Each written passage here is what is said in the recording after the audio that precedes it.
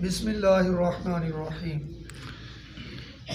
رب اشرح لی صدری ویسر لی امری واحلل عقدۃ من لسانی یفقہوا قولی صلی اللہ علی حبیبہ سیدنا محمد وآلہ واصحابہ وبارک وسلم۔ نماز فجر اللہ رب العزت کی توفیق سے ادا ہوئی ہے۔ اللہ پاک اپنی بارگاہ میں قبول فرما کے اس پیارے عمل کے فیوض و برکات سب کو نصیب فرمائے۔ سورہ النساء پارہ نمبر 5 آیت نمبر 103 اور 4 کا ترجمہ آج انشاءاللہ پڑھنے اور سننے کی سعادت حاصل کریں گے۔ ارشاد باری تعالیٰ ہے فَإِذَا قَضَيْتُمُ الصَّلَاةَ فاذكروا اللَّهَ قِيَامًا وَقُعُودًا وَعَلَى جُنُوبِكُمْ فَإِذَا اطْمَأْنَنْتُمْ فَأَقِيمُوا الصَّلَاةَ إِنَّ الصَّلَاةَ كَانَتْ عَلَى الْمُؤْمِنِينَ كِتَابًا مَّوْقُوتًا۔ یہ ہے آیت نمبر 103۔ کل جو آیت گزری ہے 102 اس میں نماز خوف کا ذکر تھا۔ صلاۃ خوف جو ہے انتہائی ایسا وقت ہو کہ جب دشمن سر پہ ہے، جنگ جاری ہے، ہونے والی ہے، تو نماز کیسے پڑھنی ہے، جماعت کیسے ہونی ہے، اس کا ذکر آیا۔ آج کی آیت میں ہے کہ فَإِذَا پس جب قَضَيْتُمْ تم ادا کر چکو الصلاۃ نماز کو، جب نماز ادا کر دو جس حالت میں بھی تم نے پڑھی ہے، کیونکہ آیا تھا نا کہ ہو سکتا ہے کہ جماعت کے ساتھ نماز نہ پڑھ سکے، اشاروں کے ساتھ بھی ہو سکتی تھی، لیکن جس حیت میں بھی آپ نے نماز پڑھی ہے، جب تم نماز سے فارغ ہو جاؤ، جب تم نماز ادا کر چکو تو کیا کرو؟ فاذکروا اللہ، اللہ تعالیٰ کا ذکر کرو، اللہ کا ذکر کرو۔ فاذکروا یہ اللہ پاک کا حکم ہے، جمع کا صیغہ ہے۔ تم سب کیا کرو؟ ذکر کرو، اس کا؟ اللہ کا۔ کیسے کریں؟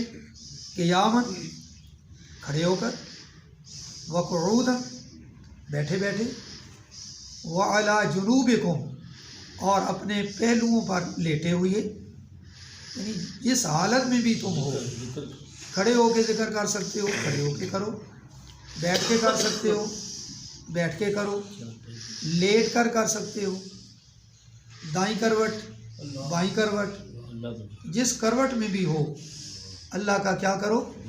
ذکر کرو۔ کب؟ جب نماز پڑھ چکو۔ اور اسی سے علماء یہ بات بیان کرتے ہیں کہ یہ جو نماز کے بعد ذکر کیا جاتا ہے یہ ہے اللہ پاک کا، یہ اللہ کا ذکر، اس کو کیا کہتے ہیں؟ ذکر، لا الہ الا اللہ، یہ ذکر ہے نا، اللہ کا نام لینا، اللہ کی یاد۔ فرمایا فَإِذَا اطْمَأْنَنْتُمْ، پھر جب تم مطمئن ہو جاؤ، دشمن کی طرف سے سکون ہو گیا ہے، جنگ ختم ہو گئی ہے، دشمن بھاگ گیا ہے، دشمن چلا گیا ہے، تم اطمینان میں آ گئے ہو، خوف تمہارا جو تھا، جس خوف کی وجہ سے تمہاری نماز کی حالت بدل گئی تھی، اب تم اس خوف سے باہر ہو گئے ہو، آزاد ہو گئے ہو، اب کیا کرو؟ فَأَقِیمُوا الصَّلَاةَ، اب طریقے کے مطابق، دستور کے مطابق نماز ادا کرو۔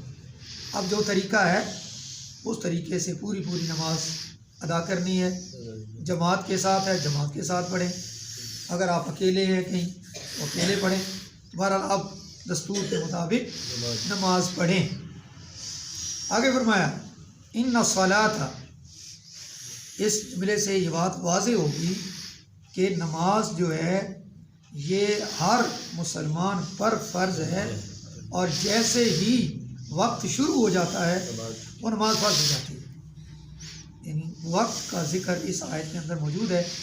ان الصلاۃ، بے شک نماز، کانت علی المؤمنین، تمام مومنین پر، فرض کی گئی ہے کتاباً، فرض کی گئی ہے موقوتا، اپنے اپنے مقرر وقت پر، موقوت وقت یعنی ہر ٹائم کے اوپر۔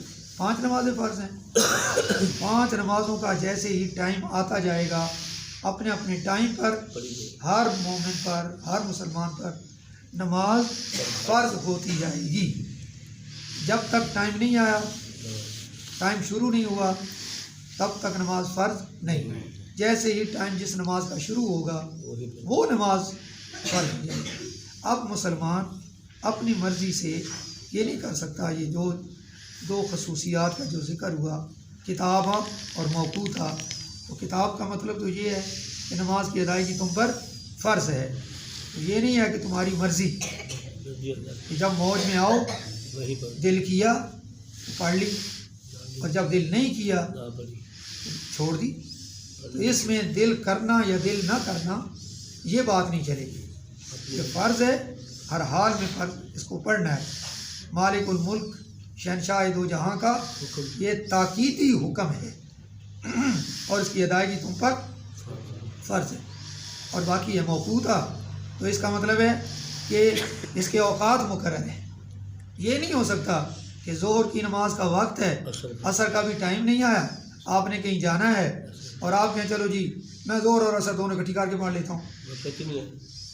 مغرب پڑھنے لگے ہیں، بہت تھکے ہوئے ہیں، تو آپ کہتے ہیں میں نے جلدی سونا ہے، چلو میں عشاء کی بھی اس کے ساتھ ہی ملا کے تو مغرب اور عشاء اکٹھی کر کے پڑھ لوں، تو اس میں مرضی نہیں ہوگی۔ موقوتا، وقت پر نماز فرض ہے، جیسے ہی وقت ہوگا اس وقت نماز کو ادا کرنا ہوگا۔ آیت نمبر 104 اللہ پاک نے فرمایا وَلَا تَهِنُوا فِي ابْتِغَاءِ الْقَوْمِ، لا تَهِنُوا، کمزوری نہ دکھاؤ، کمزوری فِي ابْتِغَاءِ الْقَوْمِ، دشمن قوم کو تلاش کرنے میں، یعنی دشمن قوم کی تلاش جو ہے کہ کون کون تمہارا دشمن ہے، اس معاملے میں سستی نہ کرو۔ سستی کرو گے نقصان اٹھاؤ گے، سستی نہیں کرنی۔ لا تہنوا فی ابتغاء القوم، کام بڑا مشکل ہے، دشمن کا تعاقب کرنا، اس میں سستی نہیں کرنی۔ بالکل صحیح ہے کہ اس سے بڑی تکلیف ہوتی ہے، لیکن جو تمہارا دشمن ہے، جو کفر و شرک کو یا برائی کو عام کرنے میں پوری کوشش کر رہا ہے، انہیں نہیں تکلیف ہو رہی؟ اگر تمہیں تکلیف ہوتی ہے انہیں بھی تو تکلیف ہو رہی ہے۔